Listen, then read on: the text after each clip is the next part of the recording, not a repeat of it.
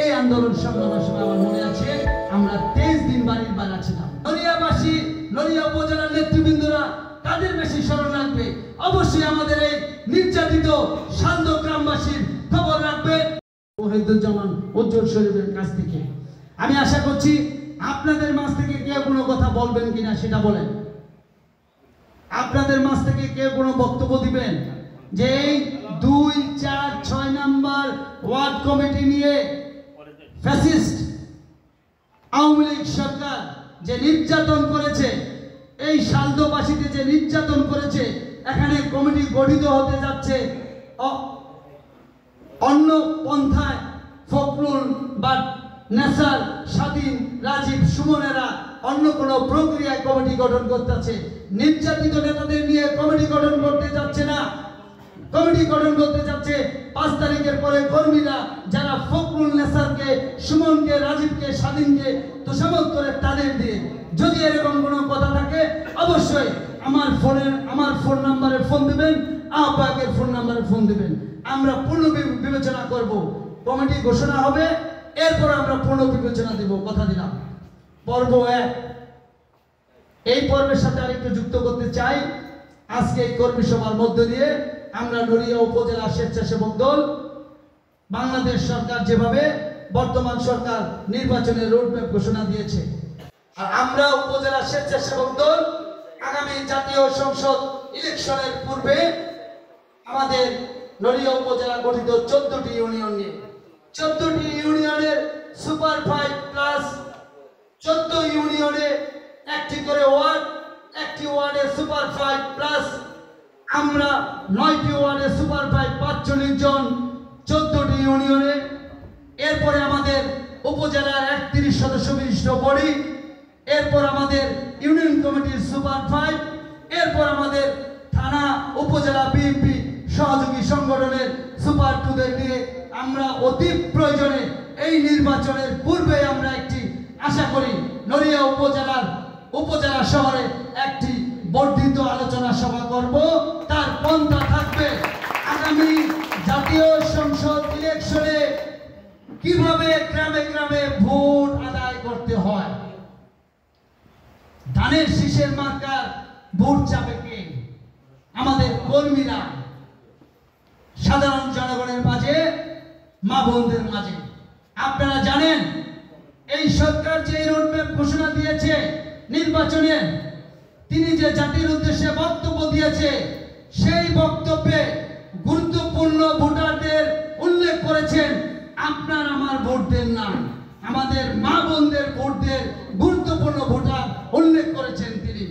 Vote কেন্দ্রে আমরা যেভাবে উপস্থিত থাকব, আমরা আমাদের মা, বোন, ভাই, বোন, আত্মীয় স্বজন, বন্ধু বান্ধব, দলীয় নেতা কর্মীদের স্বতঃস্ফূর্তভাবে নির্বাচনের কেন্দ্রে 9টার পূর্বে আমরা উৎসাহিত করে সাধারণ জনগণকে নিয়ে আমরা ভোট কেন্দ্রে উপস্থিত থাকব। এটাই আমাদের প্রত্যয়। আমরা যে কর্মী সভা করে যাচ্ছি, আমরা অনেক সময় দেখি বক্তব্য দিয়ে নেতৃবৃন্দ বাইরে চলে যান। নো, এটা হচ্ছে কর্মী সভা। এই কর্মী সভায় আমাদের হাজার হাজার কর্মী আসবে না, হাজার হাজার সমর্থক আসবে না।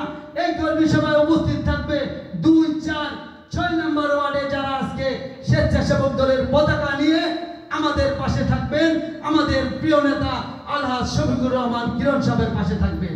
তাতে নার্ভাস হওয়ার কিছু নেই। তারপরে যারা আয়োজন করেছেন তাদের সকলকে ধন্যবাদ জানাই একটি সুন্দর স্বতঃস্ফূর্ত প্রোগ্রাম করার জন্য। আমি ডিঙ্গামানিক ইউনিয়নবাসীর প্রতি কিছু উল্লেখযোগ্য কথা বলবো। 2013 সালে যখন আন্দোলন সংগ্রাম করে বাংলাদেশে, 2014 সালে যখন একতরফা নির্বাচন হয়, আমার সম্ভবত 13 সালের বাংলাদেশ জাতীয়তাবাদী দলের অঙ্গ সংগঠনের কিছু কর্মসূচি ঘোষণা করেছিল। আমরা তৎকালীন সময় সম্ভবত ওই কর্মসূচি থেকে ফ্যাসিস্ট সরকার বাহিনীরা আমাদের হামলা করার জন্য, আমাদের পুলিশের হাতে দেওয়ার জন্য তারা কিছু ঐতিহাসিক, কিছু ঘটনামূলক, কিছু আতঙ্কিত করার জন্য তারা কিছু কর্মসূচি নিয়েছিল রাষ্ট্রীয় ষড়যন্ত্র ব্যবহার করে। সেই রাষ্ট্রীয় ষড়যন্ত্র ছিল পুলিশ বাহিনী।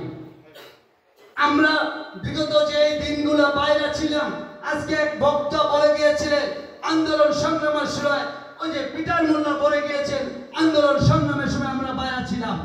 আমরা যারা নড়িয়ায় নেতৃত্ব দেই, এই আন্দোলন সংগ্রামের সময় আমার মনে আছে আমরা 23 দিন বাড়ির বাইরে ছিলাম।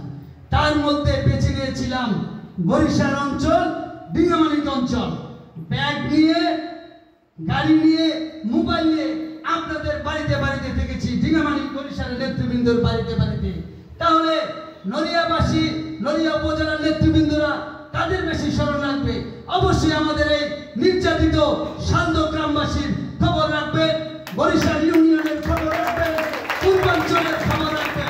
আমি হঠাৎ করে কথা দিয়ে গেলাম, হয়তো আজকের পরে কোনো সময় মানুষ মরণশীল, মৃত্যুর স্বাদ সবাইকে নিতে হবে, মরেও যেতে পারি। অবশ্যই মরে যাওয়ার পূর্বে রাজনৈতিক মাঠে যেহেতু আছি, থাকবো ইনশাল্লাহ আপনাদের নিয়ে, ত্যাগী নেতাদের নিয়ে থাকবো ইনশাল্লাহ, কথা দিলাম ইনশাল্লাহ। আমি সর্বপ্রথম এরই মধ্যে আমাদের এখানে যে রাজা মোল্লা সাহেব ছিল, অত্যন্ত নিবেদিত লোক। আমি রাজা মোল্লার রুহের মাগফিরাত কামনা করছি। আল্লাহ রাব্বুল আলামিন যেন রাজা মোল্লার পরিবারকে আরো উন্নতির দিকে এবং রাজা মোল্লার যে অভাব সেটা জানি পূরণ হয়ে যায়, আল্লাহ সে তৌফিক দেয়।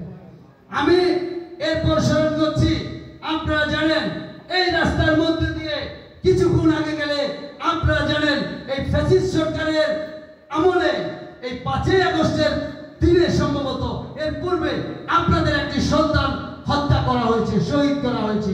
তার নাম কি? বাঁধন। আমি আল্লাহ রাব্বুল আলামিন যেন বাঁধনকে অবশ্যই শহীদ হিসাবে ঘোষণা করা হয়েছে। বাঁধন আল্লাহ ব্যস্ত নসিব করুক। এবং পাশাপাশি বিনীতভাবে অনুরোধ জানাবো, যারা ডিঙ্গামানিক ইউনিয়নের বিএনপির নেতৃত্ব দিতেছেন, যারা যুব দলের নেতৃত্ব